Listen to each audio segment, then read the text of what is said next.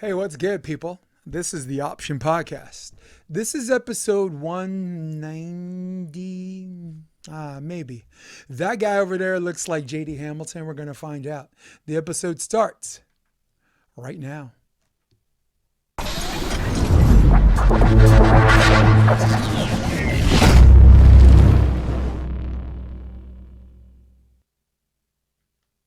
It's good, JD.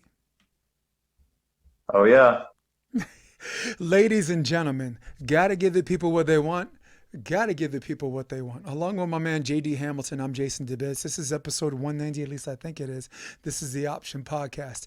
And we, before the podcast started, had one of the most important conversations we're ever gonna have in the human history of life, right? And that is consequences for our kids. Consequences for our kids. You thought we were going to hit you with some volleyball stuff, right? Wrong. Consequences for our children. Your kid got a bad report. Tell them what you made them do.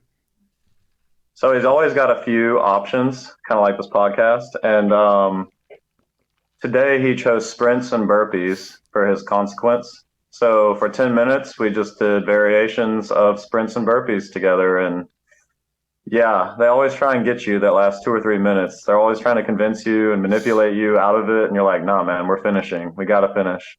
Yeah, So no doubt. that's how the end of his day went. Yeah. Well, I wanted to start the episode because eventually, I got some juniors coaches coming on a few episodes, and now I got a juniors coach representing each coast and the Midwest for indoor.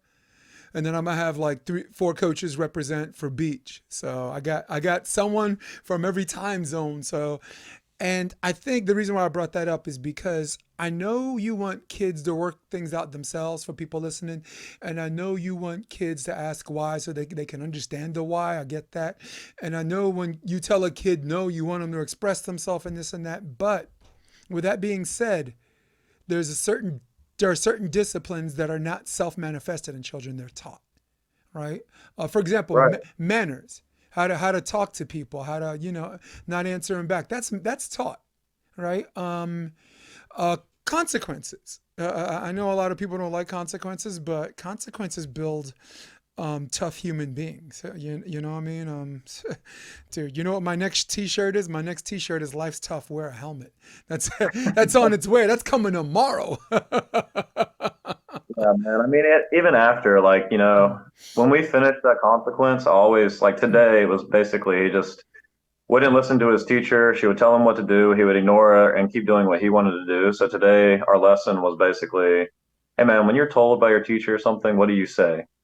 And until he started saying, I say yes, ma'am, we would do another sprint. You know what I mean? And it's like, but after it's all said and done, man, I usually get down below his eye level. I tell him I love him. And we really talk about like why we just did that consequence. You know what I mean? Yeah. So I feel like that's super important. So Yeah. So you got some repair this way. It's not this how could I say this oppositional relationship between the father and his son. exactly, man. Right? It's like, I mean, he's not your enemy, but at the same time, you gotta remind him, I'm not your fucking friend. yeah, I'm I your mean, father. You know, but I gotta do my best with you. You know what I mhm, mean? I gotta make you a good person. So mhm. it's hard, man. Like you feel bad, kind of. You know. I Yes, remember my dad used to say like, "This hurts me a lot more than it hurts you," and I was like, "Whatever, Dad." yeah. Like, yeah, right. Tell And that to now my when I do, behind. Yeah, now I'm like, man, this sucks. Like, this is terrible. it is terrible. Yeah, I got a 6. I got a 6-year old. I got a 4-year old. For those of y'all listening, sorry I lost my voice. I was doing private lessons today, and the gym I was in, Mr. DJ decided, he wanted to have music, and I do not.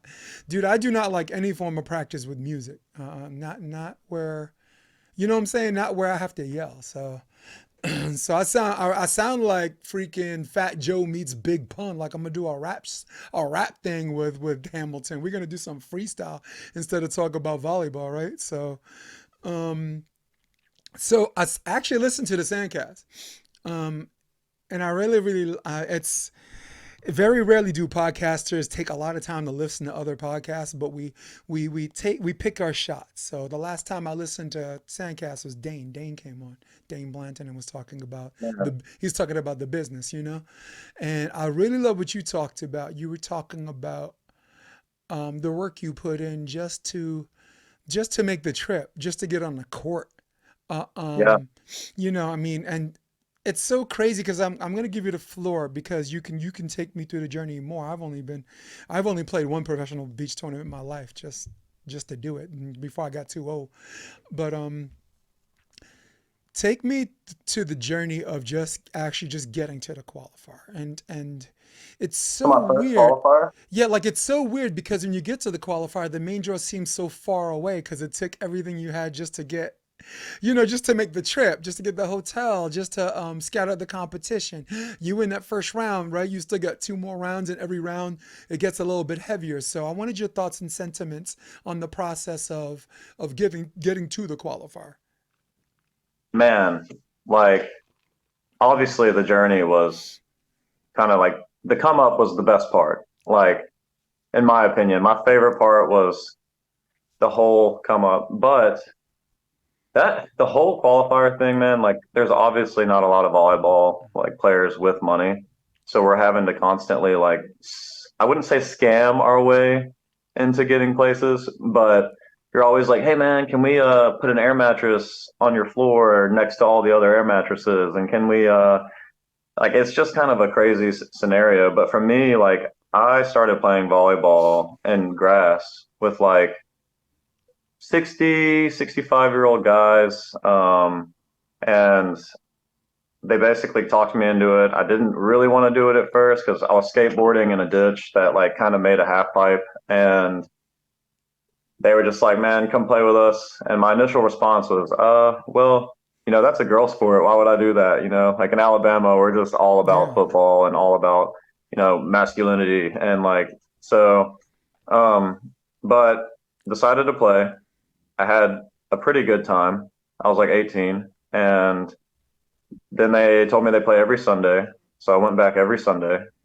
Um, and eventually they Did asked me to Joe play on Rogan their just FUD. break this trans? Sorry, go ahead. That was weird. They eventually asked me to play on their FUDs team, and they played in B. And I don't know if you've been to FUDs, No, but it's dude, it's a lot of fun. it's so much fun. I actually just darn it, just lost in the final this past weekend. So, but anyway, so walk down to B, which is like, I don't know, man. It's a pretty long walk. But as soon as I got there and saw that environment, I knew like I want to be at least good enough to be happy with myself as an athlete that plays beach volleyball, right? And so played in B the first year, played in double B the second year, skipped to open, scored 1 point for the whole weekend, and my whole team, not just me, like anyone. And I was not the one to score the 1 point, I'm sure. And fast forward, I end up playing an A, do fairly well the next FUDs, and then I go back into open and play with Team Mangoes with Jeremy Trotty, who was pretty much like, "Hey man, I really think that like you could be good," and he was like kind of telling me that, and so I ended up playing with Team Mangoes. And then moving forward, I was coached by Joey Keener, the legend, for like, Joey. man, he coached me for, he's still coaching me to this day and teaching me things. And not just as a player, but as a man as well. Like he's raising his kids also. He's got two, he's got a beautiful family. And it's been such a fun journey with him. And my first AVP season was in 2016, maybe it could have been 2017. I know NVL, I did first NVL that I qualified in was 2016 in San Antonio, Okay. and I went through the qualifier with Matt Blank, and we went 0-2 in the main draw, and like that first game that I played Skylar Del Sol, I was just like, what is this? Like, I guess this is a different level, and because dude, we got crushed. Like that was the first time I had seen like a truly, you know what I mean. It was him and Piotr, and we got dominated. And then we had a semi-competitive game in our second game, and after that, we went our separate ways. I played in NVL Hermosa that year, and then I ended up, like I said, not scamming my way into qualifiers. I hate using that word, but I mean, it kind of is, isn't it? Like, Dude, we I have mean, look. We have to be, dude. We have to be improvisers. yeah, I It's mean, the it's one crazy. Like, demographic of beach volleyball players have to. We have to secure knowledge and everything, or we have to pay for it. yeah, exactly. And Go ahead. like, so there was a guy named Weston Hawkins that built a beach volleyball facility in Mobile, Alabama. And basically, I told him, okay, look, there's this kid that I think can be really, really good that I can do it with. And his name's Evan Cory. And I think that, if I coach for you, can you pay for me and Evan to play in all these events? And I need that to happen, and he's got to be part of it. Because he's a kid, and you know what I mean? He had no Yep. money. I had no money. And I just knew Evan was like probably my best chance at chasing this insanity. And so, which obviously, I mean, we all know how that went now. But so anyway, he agreed to it. So I coached 3 days a week, and he said he needed a second coach to buy in order to pay for Evan. So my wife bought into it, and she started coaching the juniors program as well with me in order to pay for Evan. And so we pretty much we paid for our Airbnbs outright, and then he paid for all of our travel, and would always send me money for like some food and stuff. And we played that year, Evan and I, we played AVP, New York, San Francisco, Seattle, New Orleans, and that might have been it. And we made it to the round to get in Seattle, and we got crushed by Jeff Samuels and Derek Olson. Dude, Olsen And was balling back then, though. I mean, dude, Derek is, yeah, he I could mean, do the they're dude both could do no balling, but wrong, man, man. Yeah, Derek was really, he could ball, dude. yep. Like, and so anyway, and actually, one of my favorite volleyball stories. I might have told this on the Sandcast, but we went to stay with one of my friends in New York. Her name was Abby Rome, and we lost to Chase Frischman and Mike Brunsting in overtime. I think in both the first and second set in New York. And when we finished, dude, we had like, I don't know, man, maybe like $80 to our name. And so we found out there was a tournament in New Jersey. We found out Abby was going to play in New Jersey, and we found out they were going to pay out at this tournament. Okay. And so I think it was $30 a person, or no, it's 35 a person to play. So out of our 80, now we have $10 left. And we get there, we find out that the beach isn't like a public beach. You have to like You got to pay to pay get to, on the beach. yeah, you got to pay to get on the beach. And so now we're like, oh my God, like how much is it? And I think it was like $4 a person. It shouldn't be much, but to us at the time, it was like, well, I guess we're not eating chicken fingers today. Because if you know Evan, like it's just chicken fingers and French fries. I mean, it used to be. I mean, the guy's obviously like eating other things if you have seen him, but He still eats um, chicken fingers and French fries. He lives in and California. The food's so garbage here. Go we ahead. got on the beach. We have like $2 left or whatever. We lose our first pool play game. We're just so mean to each other.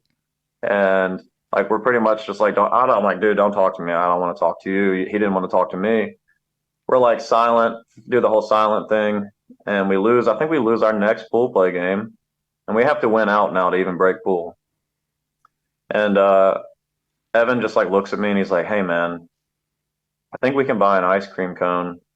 And like he's like, if you want to share an ice cream cone, and I was just like, sure, dude. Like let's share an ice cream cone. And that actually made us love each other again. and then and then we go on to win this tournament. We played Chris Frazier and I think Josue. Yeah. You know Josue? Yeah, I do. Okay. And so we played them in the finals. So we ended up winning, and we were able to go and get dinner, and we were able to survive in New York. And that's just an example of how the qualifiers go, man. It's just such a grind, and you sometimes get down to just an ice cream cone. And, like, and Dude, then we played AVP San Francisco, and it was another situation where I was like, I'm going to stay in New York. I mean, I'm going to stay in California after this qualifier. And Evan was like, well, I'm going home. Like, I'm kind of burnt out. And there was just a lot of pressure on the season. You know what I mean? I really wanted to stay in California because Alabama kid, like I genuinely believed only rich people even went to California. Like I didn't know my world perception was so small. you'd And be so right now, but there's no and middle class so here anymore, dude. oh yeah, dude, not really. It's the No. broken, the rich. But sorry, go ahead. No, I mean you're completely correct. I mean, I live a pretty good decent life in Bama and over there I would be struggling, bro. And but anyway, so I ended up living at this point with on Travis McWhirter's couch for like 2 or 3 weeks, and then convincing Christian Honer to play with me. And then Christian Honer and I bounced around. Well, we stayed in his car a lot, and then we stayed at Robert De Aurora's house a lot, Love that guy. and like basically just played volleyball on the beach. We ate one Chipotle bowl a day, and I don't know if you remember, AVP was sponsored by Kind Bar at the time, Yes. So you and dude, just we stocking up. dude, we like we had so many Kind Bars that year. You So could feed and yourself at the venues, man, if you do it right. it's I mean, yeah, exactly. There was one venue we went to, and they had like guacamole and chips, and we just like we loaded up on guacamole and chips, and like we just had Kind Bars and guacamole and chips, and like What else do you uh, need? Those are fat burners, man. exactly. And it was like, man, that year was so special because Christian and I are like best friends now, and without that year, we wouldn't have made the bond that we have, and the amount of great friendships I've made through beach volleyball, I think, is my favorite part. Yeah. Um, Mm. I'm so blessed to have like all these connections and all these friends that I've made through this game. Uh, Yep. There's and then yeah, no, sorry. no, you go ahead. Uh, I'm pretty much wrapping up with well, that. So there was a lot to unpack, but I wanted to go back before we left too far. My question is, you do know that are you aware that if it were any other food than ice cream, that wouldn't have been a healing thing for you and Evan Cory? You do know that, right? man, that was If so your butt's big. anything else but ice cream and split the ice cream, my gut feeling without the bro science to back it would have been it could have went another way. Ice I cream mean, cures all, that's brother. I mean, who doesn't get happy after eating ice cream? We're happy just talking about it. In Yeah, fact, when exactly. I I'm get off this smiling thinking about podcast, it. I'm gonna make a float. So, and it's funny because we're talking about Maverick and consequences. So if he gets no bad notes for the whole week, we always go to our local ice cream shop over here. And like Oh, just us talking about ice cream right now is making me think about the Cookie Monster flavor that we get. dude, my man. Well, tonight I'm doing vanilla chocolate chip and Bacardi. I'm doing a float. Diet Pepsi, vanilla chocolate chip, and Bacardi Superior. So Oh yeah. yeah, it's just enough because the diet's just enough where it's not too sweet. The vanilla chocolate chip is sweet enough, and the Bacardi just a touch is just enough to make it a nice little a little boozy shake. So talk to me.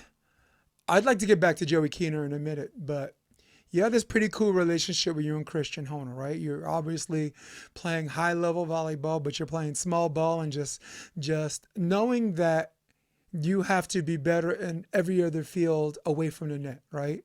You know, Yeah. they're allowed to take an ace or two. You know, you guys cannot, right? They're allowed to maybe drop some lollipops in, but you know you have to serve competitively to keep them off the net a little bit and give you a chance, or at least make the hitter lose some of his court vision, right? If he's doing more of this and more and less this, right? Then now little guys are blocking him, right? So talk to me just a little bit about the meeting of the minds with you and Christian and how that came about. Did you meet in San Francisco originally? So Man, Christian and I actually met in the NVL in San Antonio that I qualified in 2016. And we drank our sorrows away whenever Mm, I went 0 and 2 together. right. And that's how we kind of knew each other. And then every time I went to another stop, he would always go out of his way to talk to me. And I always just got such a good vibe from the guy. And in 2017 in San Fran, we both lost like first round, and we were both sitting there just like super sad. And I was like, man, let's just play the rest of the season together. And he was like, are you sure? Like, we're pretty small, and like, I don't know, man. And I was like, let's just do it. Like, we got to do it. And Nice. so we started watching at the time, Loziak and Cantor were the one of the only teams that was doing this like crazy offense, right? And so Jump we watched setting. them a Yeah. lot, and we just tried to copy them as much as we could. We were like, okay, we got to serve really tough. We got to pass really well. And we're just going to do lots of annoying shit all the time. And we Good. were like the team everyone should beat, but also no one wanted to play. If that made sense. So, 100% I sense. mean, we never broke through. I will say that. Like, it's not like we ever broke through to a true main draw. But we had lost in the round to get in Manhattan and in Hermosa, and then we were one out in Chicago. So we Hmm. were competitive, and we took a third in Seaside, um, and I think a fifth or seventh in Motherlode that first year. So in Motherlode, like, man, it is so hard to play there for me. That's Like, some altitude training, bruh. What? It's evil, my man. like even it's not even just Motherlode; it's also Denver. Like, just anywhere over there, it's like, dude, my shots are all out by like a couple inches. It's so irritating. Yeah, you So. really gotta, dude. You gotta get that. You know what I'm saying? It's Motherload. Well, first of all, with the Mikasa ball, right? So the combination of the Mikasa ball, which is already not exactly jump serve friendly and like hard hitter friendly, combined with the altitude, it's 8,000 feet above sea level. Something that Randy Stoklos mentioned multiple times during the broadcast when we did because you were there for the 50th anniversary. It was really, uh, dude. It was really I good was seeing your face, dude. so starstruck. Like, Who tell everybody who you play with? so I played with John Mesko, and who is like, honestly, one of my favorite people He's a ever. machine. He's always been so willing to help me learn, just as a human being, and I've always Mm-hmm. appreciated that so much. But dude, you walked me over, and you were like, "Hey man, I want to introduce you to my friend Randy." And I was like, I was big timing. I was like, "Yeah, bro, I'm JD," blah blah blah. And he reached out and he like he grabbed my hand, right? And the first thing I noticed, I was like, dang, dude, this guy's hands are so big. Like, you know what I mean? Like sausage fingers, like just Meat huge hands. soup bowls. And I was looking at him, I'm like, man, you look really familiar.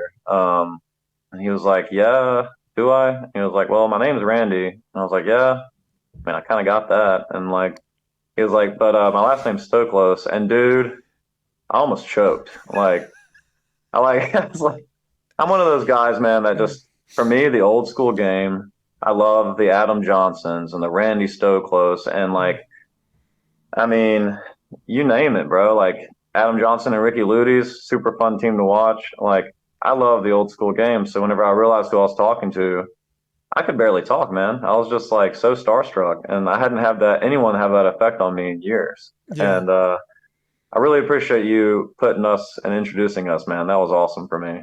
It was someone because me looking from the outside in, there's some people I'm on the inside in, like some of the people I coach and some of the people I work with.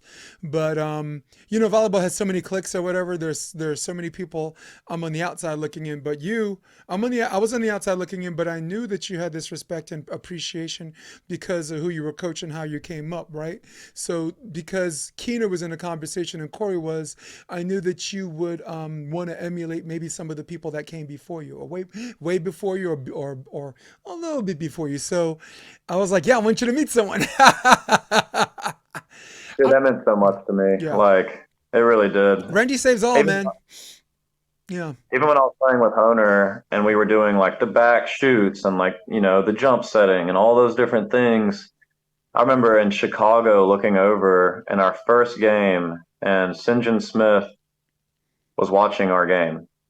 And I was like, oh my God, dude, like St. John Smith is watching our game. Like, and then he watched our second game and I was like, man, he's watching our second game. And then he had like two or three friends with him for our third game. And I was like, dude, this is the coolest. Like, even if I don't break through, like, look who's watching us, man. And like, it was just so Was awesome. he I love playing? all Were you of it. playing Hagen?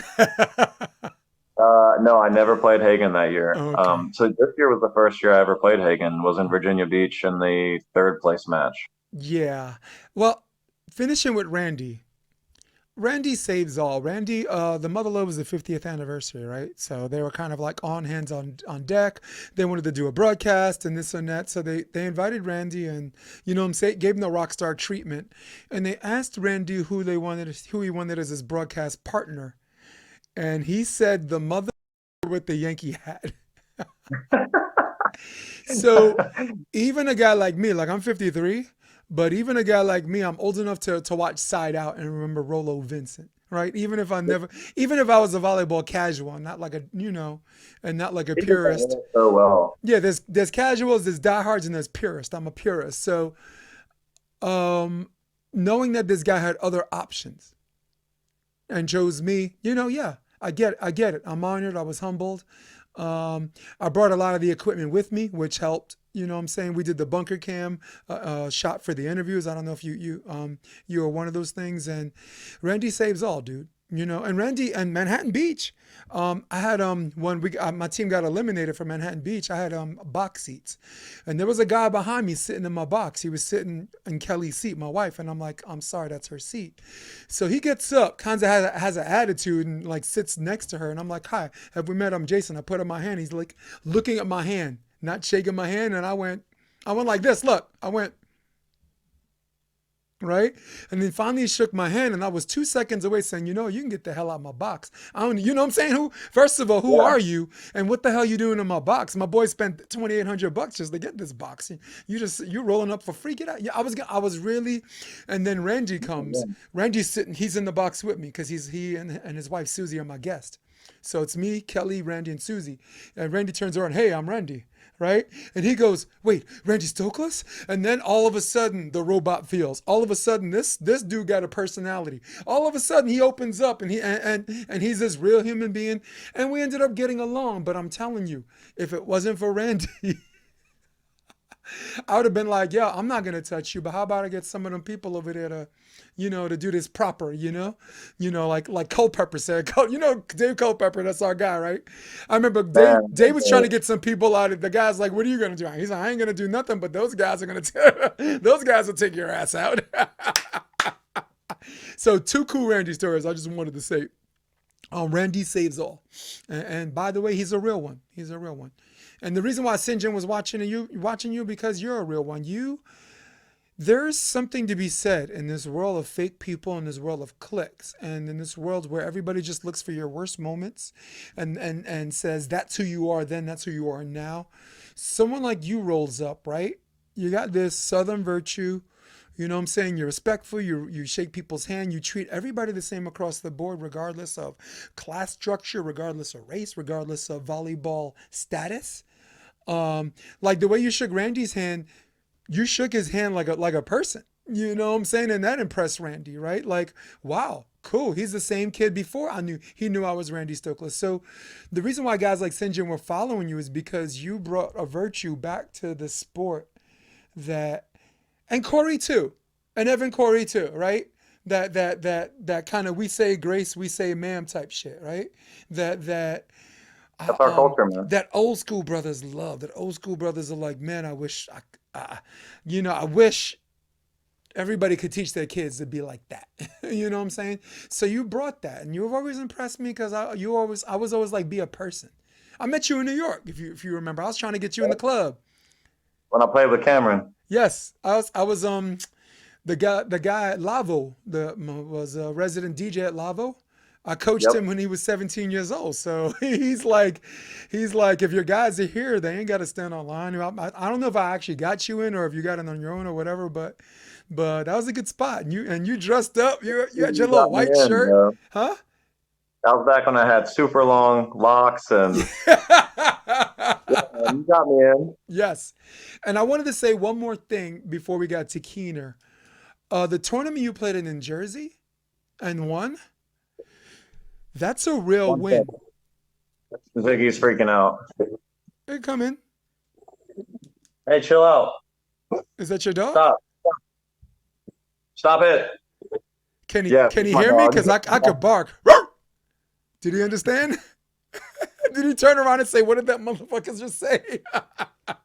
No, but the tournament you won in Jersey was a real one because in 2016 and 2017 was kind of a boom period for East Coast beach volleyball players. Like Chris Frazier, he was playing his best volleyball at that time when you beat him. So you beat the best version of Chris Frazier.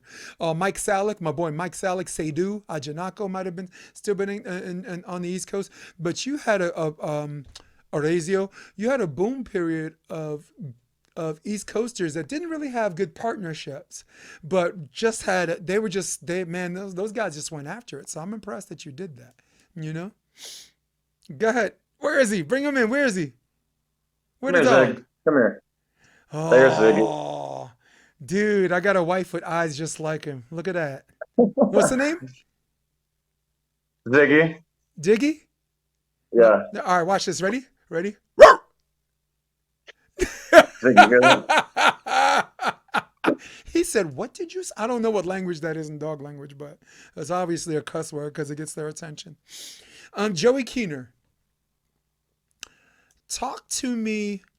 You talked to me about how you met. Did you meet up through Evan Cory? No, so I actually was really close with Joey before Evan. Not that it was a competition, you know what I mean. But Of course. so um the first time that I really met Joey, um, Ian Bicko and I, so he used to live in Mobile, Alabama. Ian? And yeah, and we went to the same college and we actually helped start the club team there. Um, and so we started playing indoor together. And I was trying to find anyone that would play beach, but no one liked beach in Alabama. And they all wanted to be able to bounce the ball and, like, only be good at one thing. And I preferred beach because you got to touch the ball every time. You had to be good at everything. You had to actually be a great volleyball player at beach. And I called Ian. It had to be like, man, it was probably 8 p.m. the night before the event. And the event's in Baton Rouge, right? And so I'm like, Ian, come play with me, please. And it takes some convincing, but he calls me back like an hour later and he's like, all right, dude, let's go do it.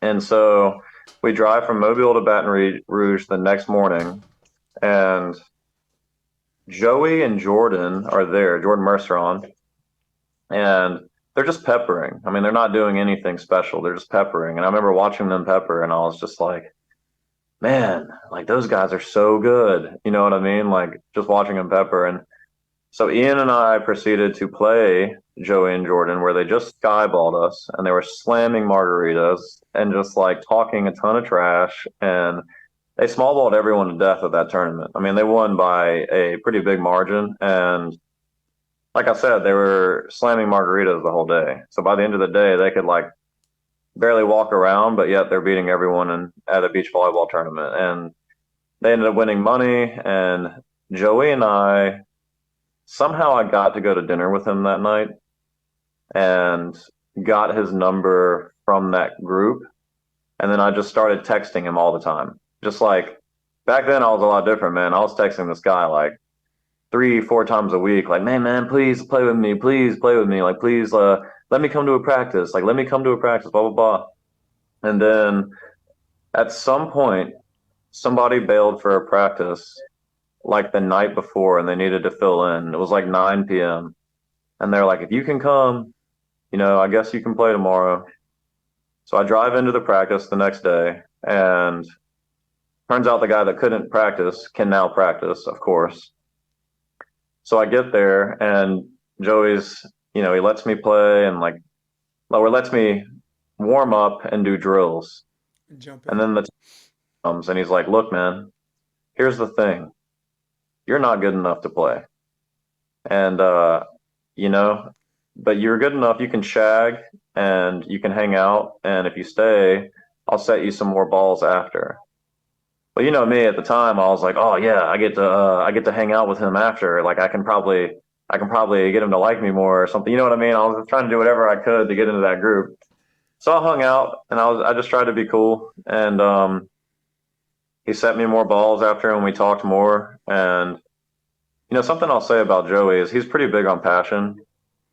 And I'm a big passion guy, whether it's friendships, relationships, sports, any of it, I'm very passionate about it all. And he could feel that from day one. And he just started inviting me back to do drills and warm up and then set after. And then eventually he let me practice. And that's kind of how we became friends was we would eat dinner after practices or whatever we were doing, a lunch after practice. And the friendship just kind of grew and grew and grew. And I never stopped asking him to play in tournaments 2 or 3 times a week. And we played in our first tournament at Bulldog Beach. It was Judd Smith was like running pretty decent So, tournaments. so And Wisconsin, right? say again, Where's Bulldog in Wisconsin? it's in Navarre, Florida. Oh, got you. All right, go ahead. And Sorry. so Joey and I played, and dude, I couldn't hit a high line. Like I just couldn't. And I remember in the middle of the tournament, we're going in and we're about to play this team. I don't even remember who they were, but Joey was like, "Hey man, this team can't beat me. Like, yeah, I just want you to hit high lines." And he's like, "I don't want you to do anything but hit high lines." So the whole game, I hit high lines, and then afterward, we're going into playoffs. I was like, "Joey, you still want me to hit some high lines?" And he's like, "No." He's like, "Now I just want you to hit." He's like, "I don't want you to do any more high lines." He's Yeah. like, "Those were bad enough. That was bad enough." And so we end up making it to the semifinals, and we play Derek Zimmerman and Evan Cory because Evan Cory and I started together when we were really young, Yep. and then Derek picked up Evan, and then Joey kind of put me under his wing. Cool. And Derek's a real one. I like it. Sorry, go ahead. you got, dude, I will say, like, you can say whatever you want. Like, I hate guessing games. I hate guessing games. And I know, like, with him, at least I'm never guessing. You know what I mean? So, Blow. and, Yep. but anyway, so I hit angle. It's like 20 to 20, and Joey's like, "Dude, if you just hit some high lines right now, we're gonna win this." And I was like, okay, okay." You just I told go, me. I, I go back and I just hit angle again, and Derek digs me, puts it away, and Joey's like, "Bro, if you just hit angle, I mean high line right now, like you'll probably side out." I'm like, okay, yeah." Oh Well, you know wow. what comes next. Ah, through yeah bullshit. What? Go ahead. What did you do? Hit angle again. Derek digs me again, and that's the game. And after the tournament's over, I'm like, "Joey, man, like, we gonna play some more together?" And he's like, "Hell no, we're not playing together." He's like, "Why would I play with you? You can't even hit a high line." He's like, "Go home, learn how to hit a high line, show me, call me back." Well, dude, I learned how to hit a high line, and then we won the next event that we played in. Hmm. And then we played another event that was my first 20 plus team tournament win. And that was in Fort Walton. And we played Derek and Evan in the final. And we beat Derek and Evan pretty good. And I got my partner back.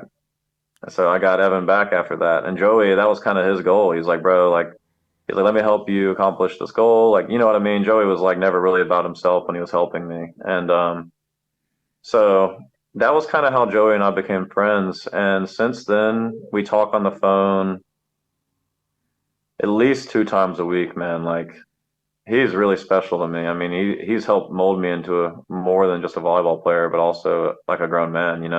Yeah. So I Yeah. really don't know how else to describe that relationship except for special. So But I also think he set a standard, like a gold standard on how sorry, get some mic. He set a gold standard on how you decide you want to treat other people. Like he has his way of doing it. You have you're like, I like this way. I want to do it this way, but I also want to do it another way. So he might have been one of the many people that shaped your volleyball personality as it is. But at the same time, we both know that your volleyball personality doesn't exist without a Joey. That's why I asked. I was gonna ask what Joey means to you, but you kind Oh of man, answered. I You can't even kind of put it in answered. the word. Yeah. It'll make me tear up if I talk about it too much, honestly. So he's just the Yeah. absolute best, dude. Yeah. So I like Joey. I like him a lot. I went to New Orleans 2021, and I met him a few times before that, but or maybe or not. But he treated me like I met him a few times, right?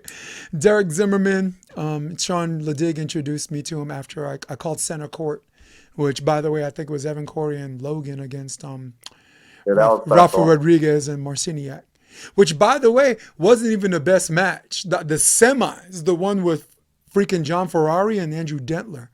That That was a was, great. yeah, that match was on court one, but because it was Evan and Logan, the whole crowd turned that into their little de facto center court because center court was Baranek and Troy Field against Rafa and Piotr. But yeah, but I thought the best match. But anyway, sorry. Sean Ledig introduced me to Derek Zimmerman, and Derek, who I found out later didn't even get along with Sean, and I don't know Derek. Derek don't know me, and we're shaking hands, and we're both looking at Sean like, why do I care, right? And Derek's like, why do I care, right? So I told him, I said, I'm looking for a place to sing karaoke and some whiskey, some good whiskey. Do you know a spot? And he's like, yeah. Getting this pickup, me and Derek find a spot. Now, I guess you call it the French Quarter. What the hell do you call that in New Orleans or whatever?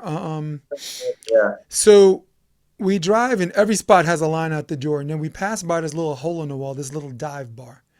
And this friggin' woman's playing guitar solo. No one's listening to her, but me and Derek are. And we go in there. And from 11 o'clock to 4 in the morning, 5 hours of volleyball. And now the dude's like one of my best friends. And now every time I talk to that guy, I feel like he's someone I met in 2005. And every time I call him, hey, what's good, man? How are things? How's your family? And, I talked to him on the phone for an hour like 2 weeks ago. And it was weird. I don't even know why Sean made the introduction, but Sean was like, trust me, you two would like each other, Derek's because, for the guys coming up, like yeah. you had to earn the stripes. You know what I mean? And Yep. once you did, he was cool with you. Yeah.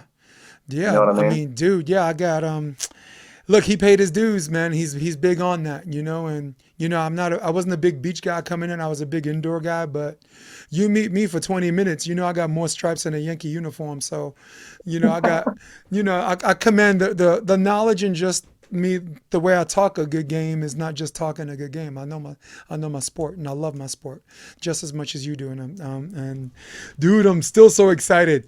Talk to me about Culpepper. What do you give me one or two things you like about Dave?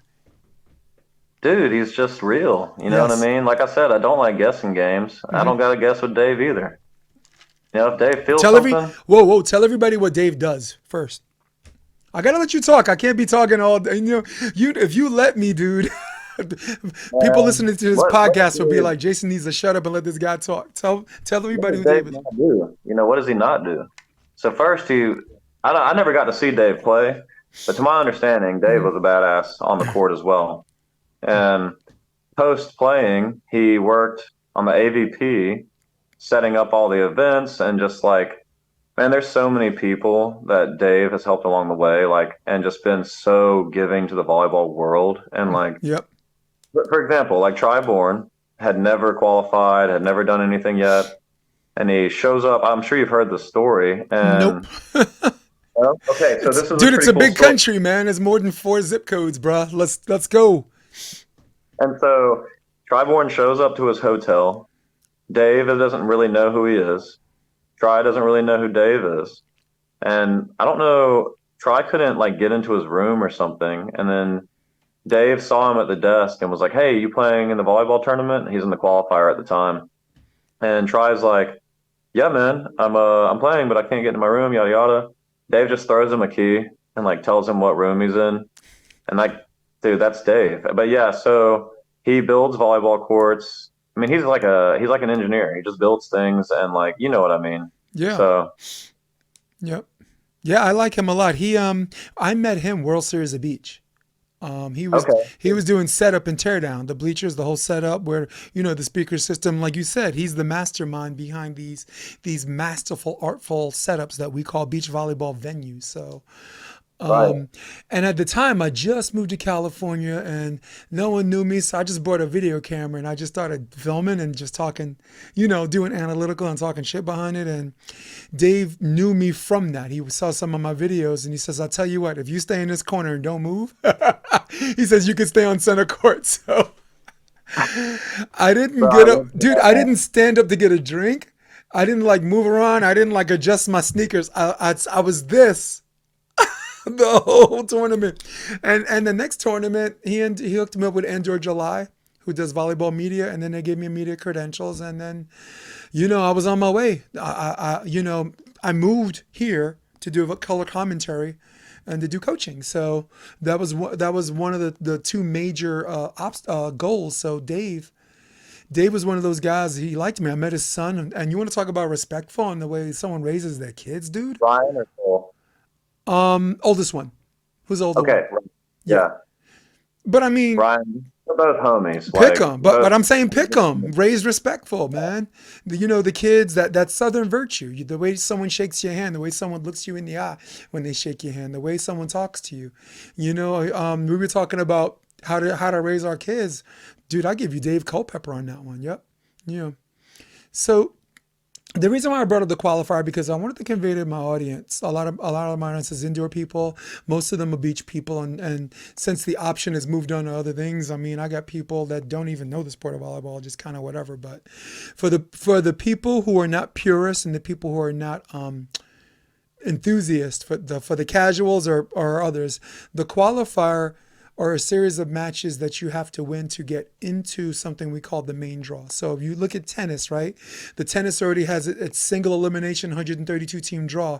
Before that is an actual qualifier, people to get spots, to get one of those 132 spots. So for beach volleyball, let's just call it for local purposes, there you got probably like 50 teams battling for 4 spots, right? Except Yep. Manhattan Beach which is like 100 for 8 spots. Just to give my other audience a perspective on how hard it is just to be able to call yourself a pro. Now, That's such a. yes. Now I'm going to give you the floor, but I also want to have an emphasis. The people who are in this qualifier are the people who are the most respected members of their volleyball communities. Pottstown Rumble winners, right? Motherlode, Wapaka before the AVP took it. Jersey, Point Pleasant, right? They had some gnarly people out there. So you take into consideration that I'll give you an example. You were in New York, right? Like you lost the play into Brunsting and Frischman. The guys you Right. beat the first round, Stanley Martinez and Kirill. Kirill played for his indoor Russia national team. He's on the end of the bench, but he made the national team. And Stanley Martinez played for the Dominican national team, and he was in the Pan Am Games as a setter. He could hit, but I mean, those are two of the guys you and was it Travis? No, it was Evan Cory. You and Evan beat with relative ease. You know what I'm saying? But savages, right? 2019, I coached Earl Schultz and Jake. Our playing game was against Evan Cory and Kevin Vallela. Yep. That's not easy. I served that. I didn't know who Evan was. All I knew is like we served him 3 times. He's a pain in the ass lefty, and he ain't seeing no more serves. Yeah. I was just like, what? Did he just turn this way and then go this way like he's gonna go line and then and did that last minute because he saw the switch? What? You ain't getting served no more. What? Valela? What? You got a staph infection under them black sweats? Yes, we're in. Just don't serve him. No Yeah. lollipops. No lollipops to Valela. So Evan, as a left-handed hitter, can option. No. Free ball. We got to go free ball. Got to keep it in play. We ain't going to him. No. No, no, no. You want to do this the easy way? Or you want to do this the hard way?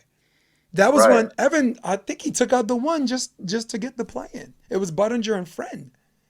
I'm You sure know? he did. Oh, no, it was Cervantes and someone else that took out Friend. And then Corey took out Cervantes. And then Jake and Earl took out Corey. But that was the first time I met Corey, and he's. But I wanted to give you the floor because you talked about it a little bit and how exciting the qualifiers are, but I wanted to put some respect on their name on the names of the people who represent the best of their communities. You see people in the main draw, dude. Don't let the purse fool you. Don't let the broke ass money fool you. These people are elite athletes, right? I'm coaching Jeff Samuels. I invited my kids, my club kids, to watch me, and they're like, "Wow, this is good." And I'm like, "32 teams, man. It's the 1% of 1%." It is. You know. So, but is there something you'd like to say to echo the sentiment or the respect that is due to these people who represent their communities with a level of competitiveness and passion and professionalism? I mean, I agree with you. It's Hmm. like if you're at the qualifier, you believe in yourself. You work hard. All of those guys really believe in their purpose in the game. Hmm. And I haven't met many people that play qualifiers for fun. I mean, you're spending your money, your time, your belief, 5 a.m. workouts, all of those things, and you're going to this single elimination, single loss, you're out mentality, The whole and you're trip, just the whole trip, right? Could be for nothing for one game. it's crazy. And like, I mean, I love the format because it really, I mean, it separates the men from the boys, that's for sure. But like, man, it Gladiator is, pits, baby. it is grueling, man. It is grueling. And, Dude, you're waiting I for mean, they, lions to come out of the sand while yeah, you're battling with your sword and shield. You're waiting for like lions to be like, "Arr." Sorry, go ahead. no, I mean, that's pretty much about it for me. I mean, that's how I feel. It is a bunch of crazy people that really believe they're there for a reason. And those are hard people to beat at anything. You know what I mean? So nothing but respect to all the guys at all levels on the AVP, honestly. So Yep. I'm actually looking at just the 2017 the BVB page, just some of the people that you played in, and dude, the heartbreak. Like you got play in New York, right? You got play in Seattle. We already talked about that. You got play in a third round Hermosa Beach. Jake Rosner, and Garrett Westberg. Garrett's another real one. And then Manhattan Beach, Gustafson and the other Garrett Wilson. You, dude, he camped out in that one, bro. he what? We could barely walk. Like that was like tearing up on the court in the Mm, middle of the game, like we knew, like we couldn't. Like Christian was full body cramping. I was full body cramping, mm. like arms, ribs, like you know what I mean? Yep. That was a really rough one. That was then there's New York, first round the Partain brothers. I was there because I was coaching Jeff Samuels and Doc Vandermeer, and the Partains played us next round and beat us in 3 sets, and then they lost to Brunstein and no Frischman and Marciniak. Okay, you got Manhattan Beach. Oh, Cameron Beans is awesome. Kevin Knight, David Arnold, got you. Travis Goldsmith, Max Martin. Not the easiest team in the world to beat, especially Max. Well, Max is on. Oof. And that was Kuzra. like Ian's first year playing Yep. competitive beach. And then that gnarly injury against Kuzrock and Rob McLean. That was in Yep. Chicago. Ooh, man. And then Virginia Beach. Virginia Beach. Okay, here's my question. You're in the finals against Hagen Smith and Logan Weber. You beat a very, very tough Jake Arudia, who's playing his best volleyball now, I think, in this year, right? Playing great. Uh, um, Ian Satterfield, one of the easiest partners to get along with, a partner where you don't have to deal with your partner. So knowing that you already got a spot for Hermosa Beach, what was the mindset going in? Were you thinking, all right, we got a spot at Hermosa Beach and I'm happy, but I want to leave winners? Or were you thinking I'm exhausted? It's you and Travis, right? And this is an automatic bid for Hermosa Beach. Walk me through the getting to the finals between after you just won the semis, you're approaching the finals. We What's your played them in. mindset? Yeah, What's the yeah, yeah. conversation? Dude, I mean, what I'll say is in the South, like we want to win. Like, I mean, everyone wants to win, but I've been Not the chasing this same. goal. I know what you mean. It's not the same. Go ahead. Yeah, I've been chasing this goal for so long, and I had my tears, I had my happiness, and then as soon as I was done with that, I was like, all right. we still have a tournament to win. Like, so, I mean, that was my mentality. I don't want to lose. And we lost. But you know what I mean? That was kind of how I felt in that moment was, you know, I don't want to lose. I want to go out there and ball out. Let's put on a show and let's win this damn thing. But obviously, they got us, and they're a very talented team. So, but really fun. Yeah. Hey, and you know what? Look, you had the Taylor's first round in Hermosa Beach, right? But Dave Paulman, Rodolfo Rodriguez, you know, you're in the contenders bracket. That's not an easy team to beat, right? Chase Fishman and Bill Kolinsky, right? These are teams that don't have a hold. You have to beat them straight up, right?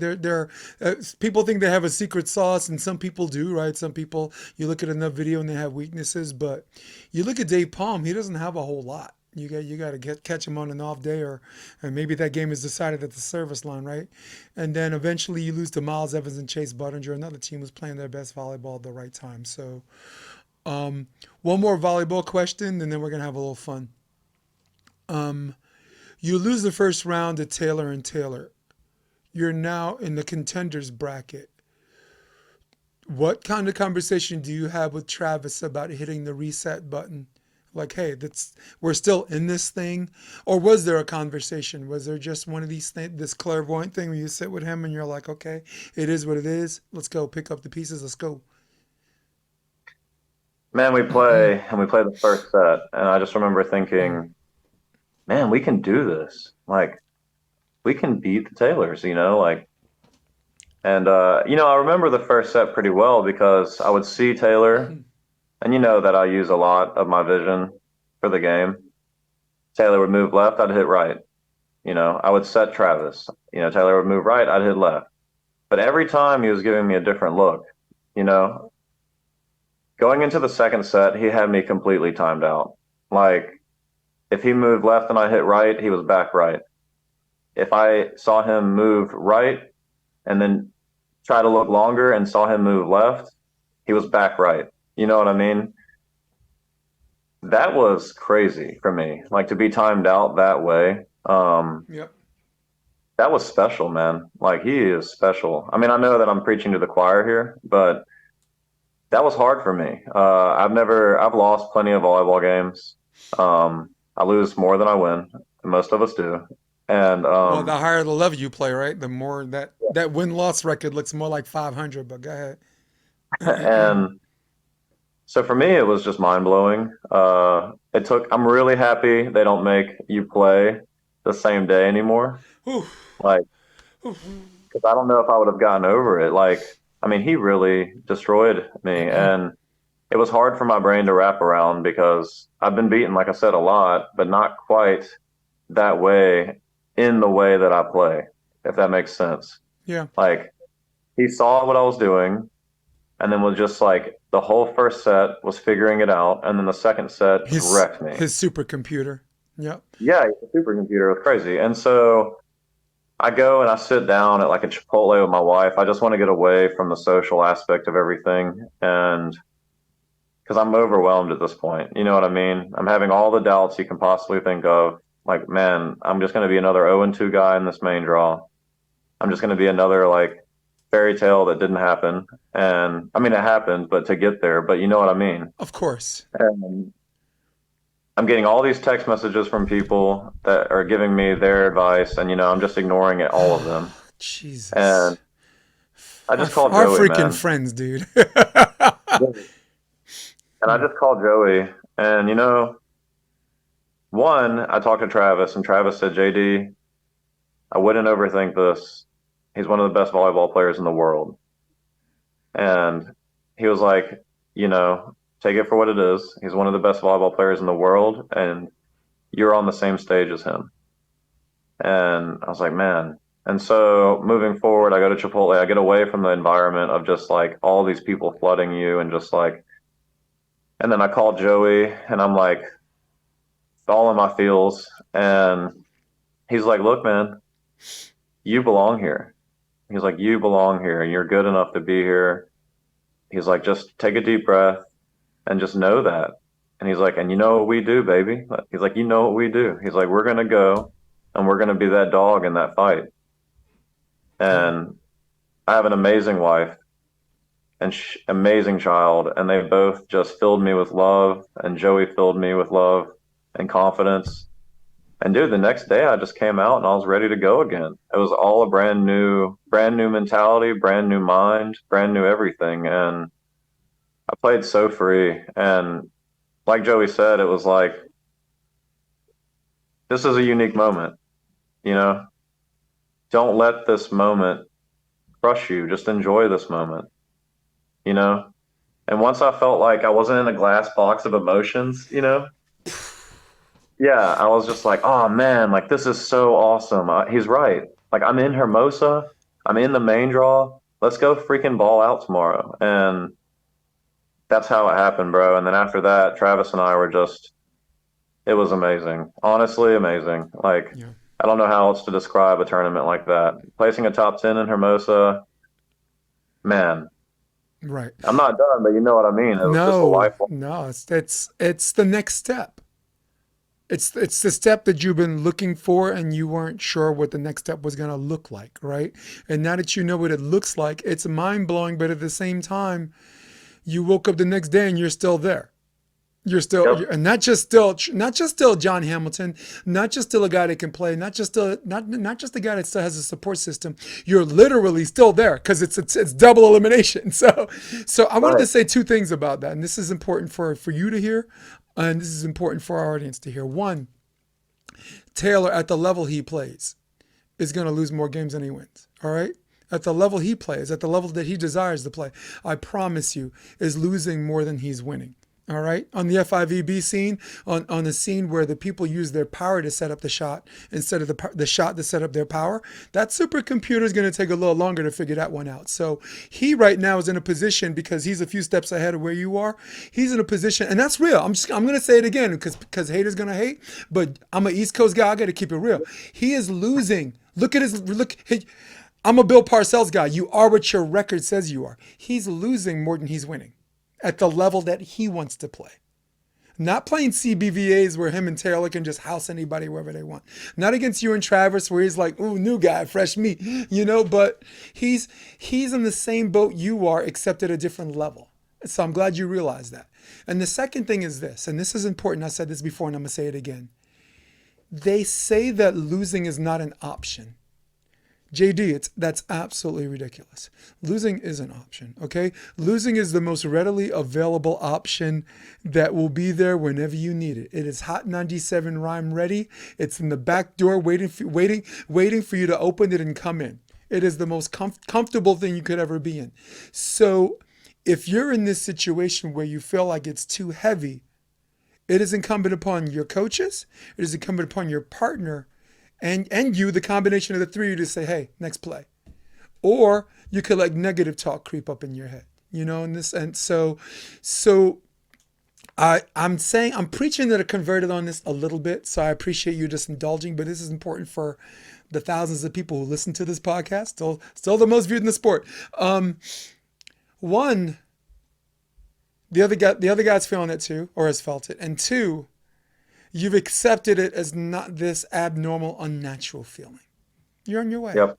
You're on your freaking way. You're on your way. Thanks for the patience on that, because I know a lot of this doesn't apply to you, but some of it does.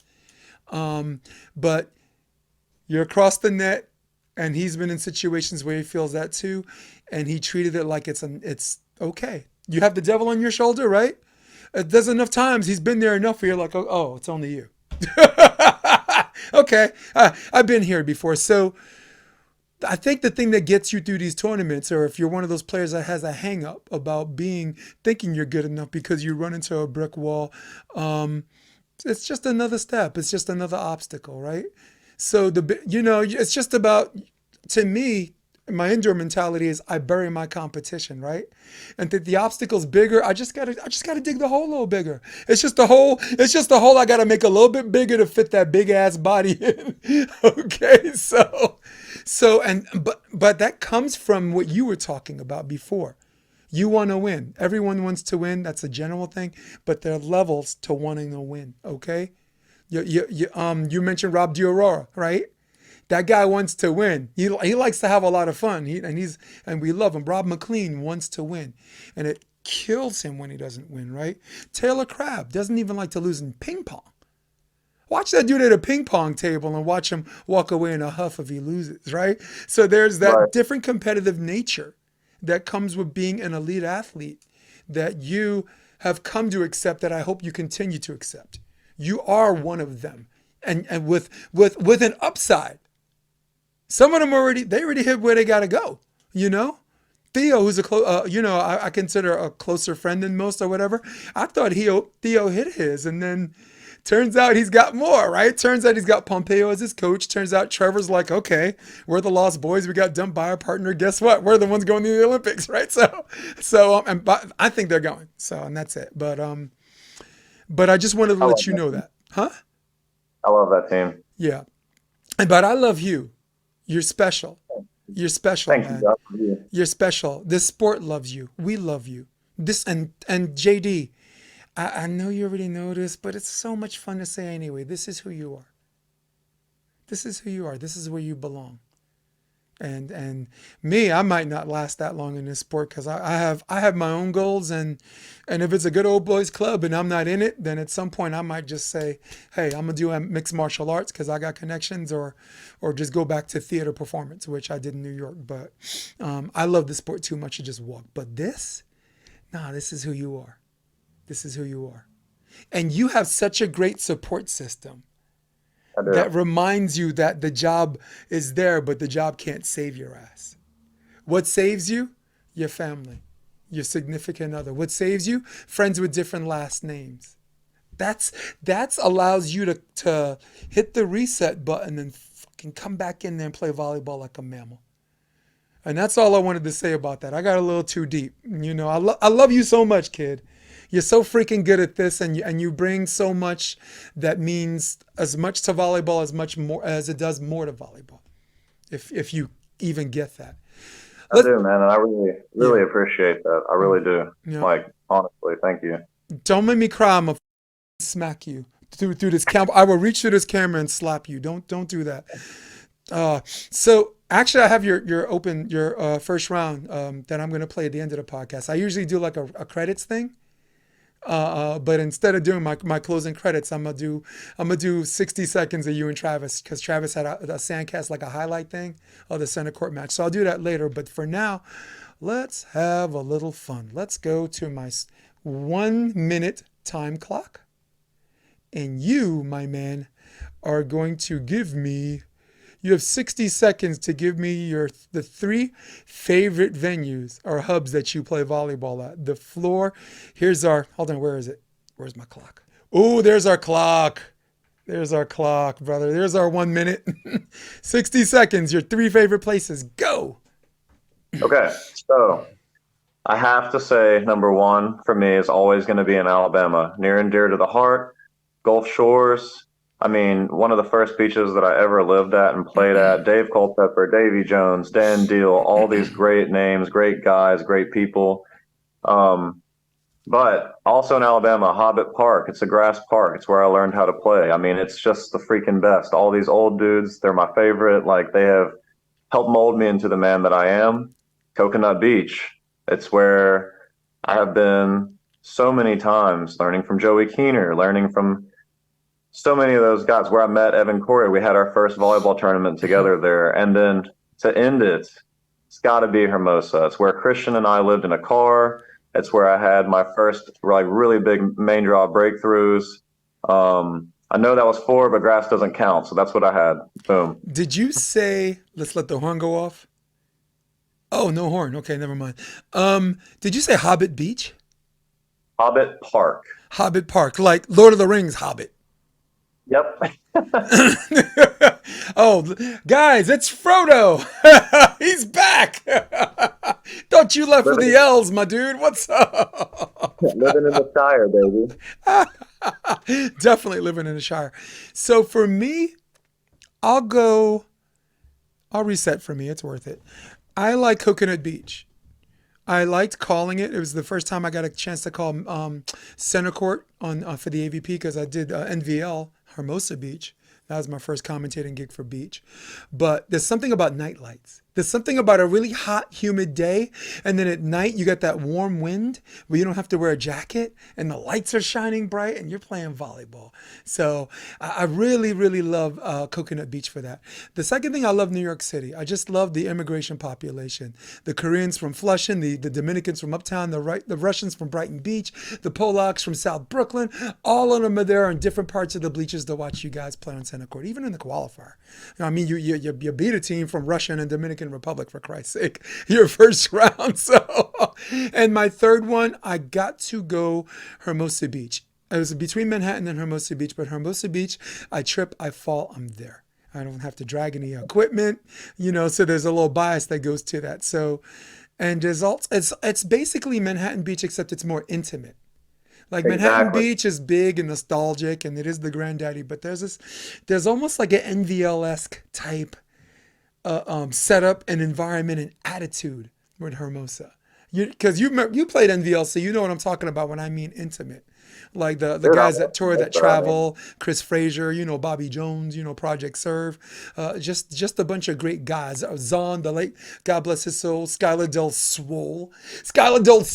He's all swollen up. Now you saw him all muscular at the Motherlode.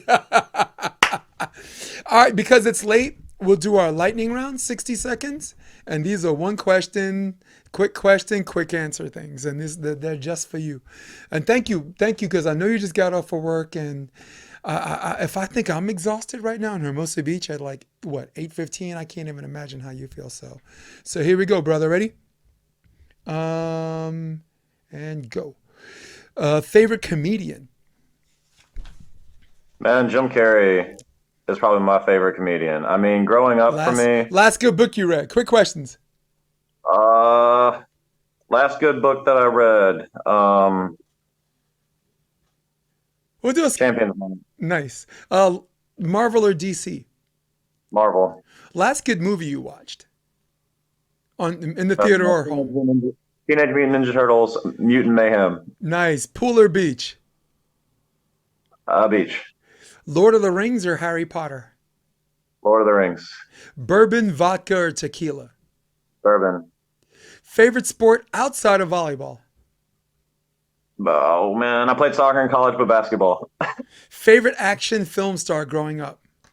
Arnold Schwarzenegger. Arnold. Any favorite conspiracy rabbit holes? Aliens, but it's not a conspiracy. They're real. Aliens are real, baby. I almost dropped. That was literally a mic drop. Hold still. Yeah, mine is the JFK assassination. I'm ex-military. I'm an expert on the M16 and the Beretta, which are semi-automatic weapons. And this guy let off 3 shots with a bolt-action rifle that moves the scope every time you slide the bolts. Let off 3 shots in 6.9 seconds and hit the president twice, including a headshot. I call nonsense. I call BS. I say more than one shooter, and more than one shooter means conspiracy. So that's just my logical approach to that. So, makes sense. Listen, what's your Insta, or anyone that wants to know a little bit more about what you've been up to and what's next for Hamilton? So, Facebook, I'm a lot more active. Just JD Hamilton on Facebook. It's a picture of me and my child hugging at the Hermosa Beach. And then my Insta is the real Slim JD with a 3 for the E. Nice, dude. That's my dude. So that's what he's got. So for everybody else, JD Hamilton might love you, but I don't love any of you guys. In fact, I can't even stand you. In fact, I'm out of here. I can't even be here anymore. So from my man, JD Hamilton, I'm Jason DeBiss. This is episode 197. 190 of the Option Podcast. Stay with me. I want to do a little 60-second, instead of the credits, I'm going to do highlights of your Hermosa game. But for now, for the audience, we're out of here. Later.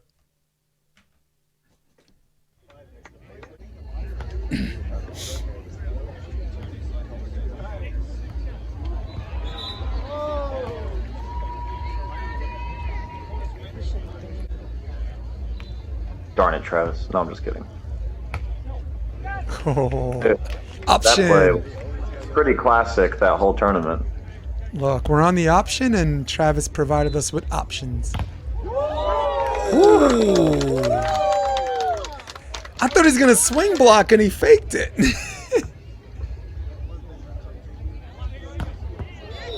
Oh, Jesus. Where you going, JD? Let's go a couple of more plays before the tech timeout.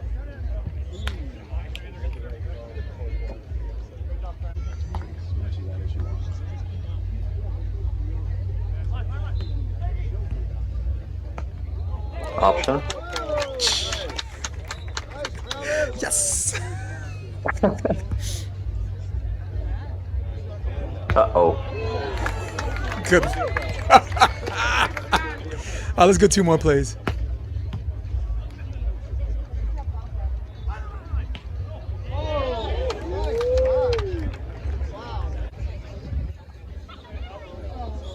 We ain't ended on that one. One more.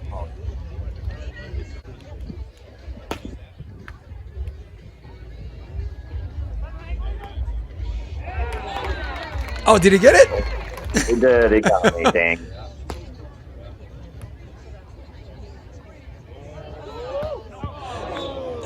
Oh, man, that just hurts the soul. He wanted that in a bad way. All right, last play. All right, guys, we are out of here. You stay with me. We're out. All right.